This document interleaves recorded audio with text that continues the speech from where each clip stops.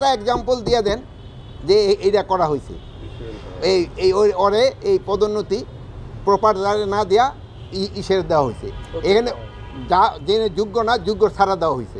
একটা আপনার এক্সাম্পল দেখা দেন, শোনেন। আপনারা আমার দুর্নীতি যদি করি আমি আপনারা লিখে দেন যে স্যার আপনি এখানে দুর্নীতি করতেছে, আমার তো কোনো আফসোস নেই। আপনারা সত্যি কথা লিখবেন, এটাই তো চাই। আপনারা সত্যি কথা লিখলে জনগণ, হ্যাঁ আপনারা যেটা বললেন, হ্যাঁ চাঁদাবাজি এগুলির ক্ষেত্রে অবশ্যই চাঁদাবাজির ক্ষেত্রে কিন্তু অনেক সময় জিনিসের দাম বেড়ে যায়। এই জন্য আমরা কিন্তু যেন চাঁদাবাজির মাধ্যমে জিনিসপত্রের দাম না বাড়ে, এই জন্য আমরা চেষ্টা করতেছি। আমি আরেকটা জিনিস আপনাকে অনেক বলছি, আপনাকে আজকেও আবার বলতেছি যে আমি এই উপদেষ্টা হওয়ার পর কিন্তু আমার আত্মীয় স্বজনের সংখ্যা বেড়ে গেছে, আমার বন্ধুবান্ধবের সংখ্যাও বেড়ে গেছে।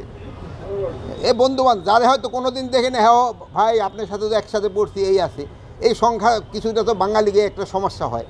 এই জন্য কিন্তু আমাদেরও কিন্তু অনেক কেয়ারফুল থাকতে হয়।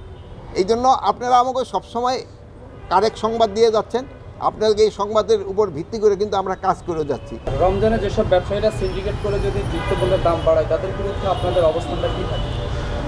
রমজানের সময় যদি কোনো নিত্যপণ্যের দাম বাড়ায়, সে শুধু জনগণের কাছে না, সে আল্লাহর কাছেও কিন্তু দায়ী হয়ে থাকবে, সে কিন্তু আল্লাহর কাছেও দায়ী হয়ে থাকবে।